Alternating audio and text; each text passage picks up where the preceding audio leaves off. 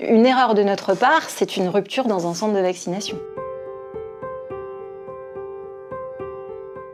Ce que j'ai dans les mains, c'est un plateau de Pfizer, le fruit de notre travail depuis 6 mois.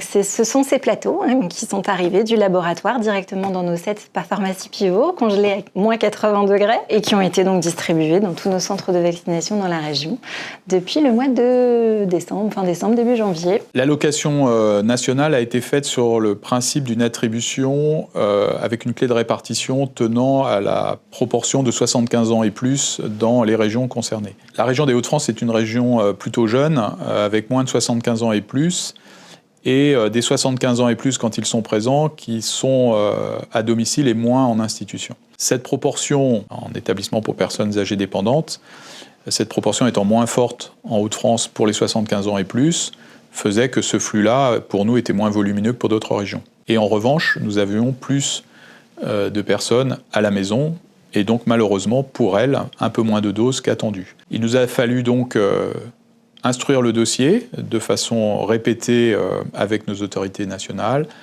pour leur demander que la clé de répartition change, ou qu'en tout cas elle change au fur et à mesure que les tranches d'âge baissaient, pour que nous puissions bénéficier réellement du volume de doses nécessaires pour notre région, qui est une région jeune. J'ai été donc du coup missionnée pour la création d'un outil de suivi des stocks et des gestions des allocations de vaccins. On a en entrée le stock en début de semaine, présent dans les pharmacies pivots. On a l'information des premières injections qui ont été réalisées les semaines précédentes. Donc ça nous permet de déterminer les volumes de seconde dose à prévoir sur les semaines suivantes.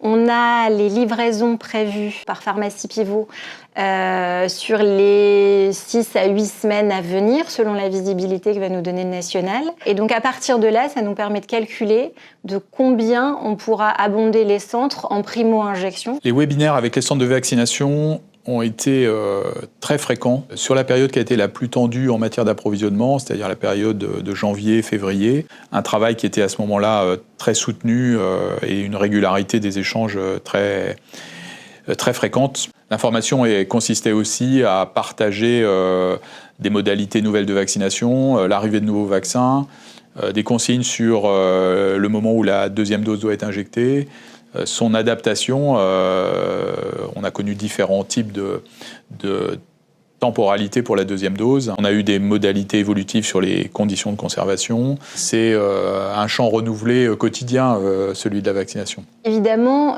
tous ces changements de paramètres nous obligent à mettre à jour très régulièrement nos formules de calcul. Derrière, c'est sur un fond d'une gestion de stock à flux tendu. Tous les lundis soirs, veille de la livraison Pfizer, nous sommes quasiment à 0 stock. Donc vraiment, dans ces calculs, on n'a pas le droit de se tromper, puisque une erreur de notre part, c'est une rupture dans un centre de vaccination. On a formé très rapidement dans nos équipes des binômes avec un pharmacien, mais des contrôleurs de gestion. Hyper intéressant parce que le contrôleur de gestion, il est beaucoup plus objectif dans la quantification et dans de l'arbitrage, là où moi je fais la mouche du coche en disant bah oui mais j'ai ma chaîne du froid, bah oui mais je fais mon pharmacien de base qui apporte pas mal de rigidité mais qui explique les contraintes.